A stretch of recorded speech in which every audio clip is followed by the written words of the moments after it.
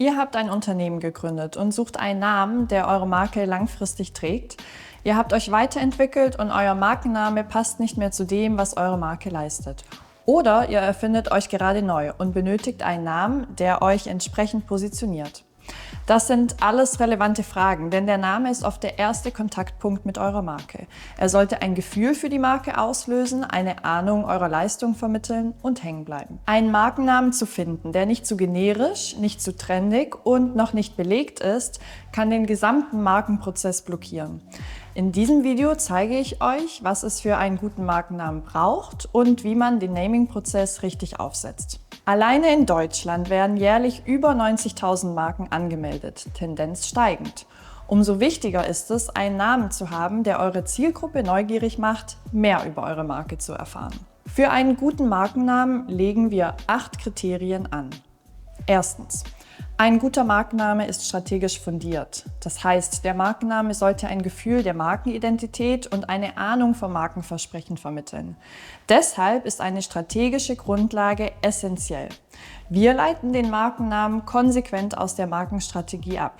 Diese entwickeln wir gemeinsam mit unseren Kundinnen oder arbeiten mit einem Briefing. Eine Vorlage für ein Naming-Briefing findet ihr in der Infobox. Zweitens. Ein guter Markenname ist differenzierend. Der Name sollte bei der Zielgruppe Aufmerksamkeit schaffen. Es ist deshalb wichtig, dass euer Markenname im Wettbewerbsumfeld positiv hervorsticht. Wir analysieren deshalb das Naming der relevantesten Marktbegleiter, um einen Namen zu kreieren, der anders ist. Drittens. Ein guter Markenname ist zeitlos. Auch im Naming gibt es Trends. Euer Name sollte diese überleben und nicht schon in wenigen Jahren überholt wirken. Wir erarbeiten deshalb Namen, die sich stärker an eurer Markenidentität als an zeitlich begrenzten Trends orientieren. Viertens. Ein guter Markenname funktioniert international.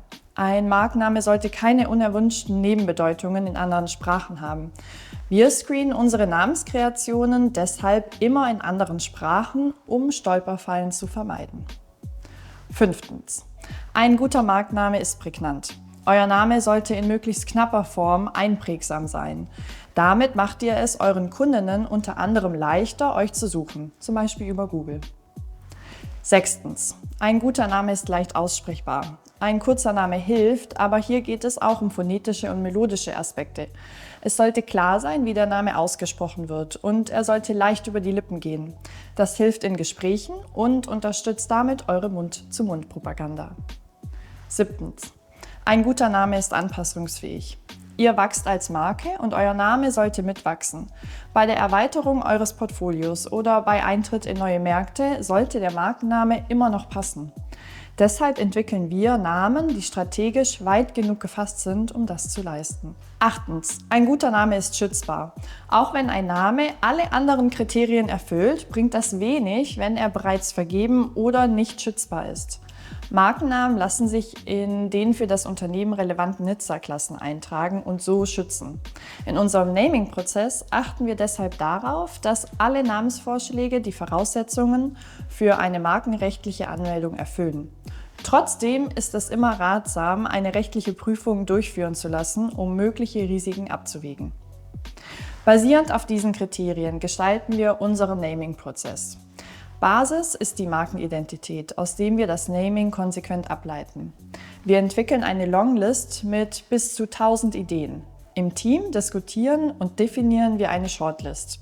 Die Namen auf der Shortlist screenen wir, um zu prüfen, ob es keine unerwünschten sprachlichen Nebenbedeutungen gibt, die Voraussetzungen für eine rechtliche Markenanmeldung vorhanden sind, andere relevante Organisationen, Unternehmen und Websites den Namen nutzen und relevante URLs verfügbar sind. Wir stellen in der Regel 3 bis 5 Vorschläge vor und empfehlen unseren Kundinnen, ihre 2 Favoriten auszuwählen, die von einer Kanzlei rechtlich geprüft werden.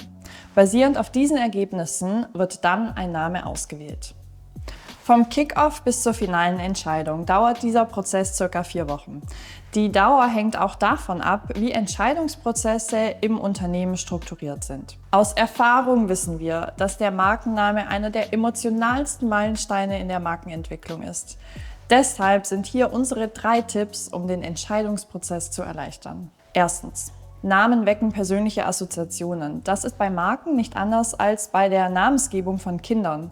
Jeder hat subjektive Urteile, die den Markenblick verwässern können. Bleibt deshalb bei einem relevanten, klar definierten EntscheiderInnenkreis. Wer viel fragt, kriegt viel Antwort.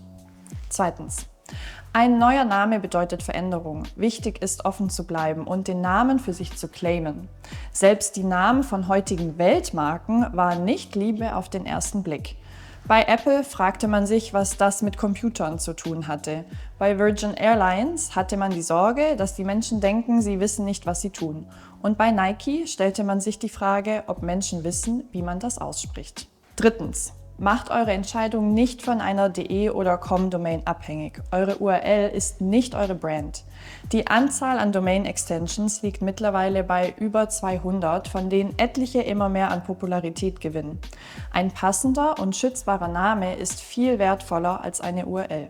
Wenn ihr wissen wollt, was vor und nach dem Naming im Markenprozess passiert, dann schaut euch das Video Unser Markenprozess an. Hier zeigen wir euch unseren Branding-Prozess Schritt für Schritt. Vielen Dank fürs Zusehen. Tot de folgende Care.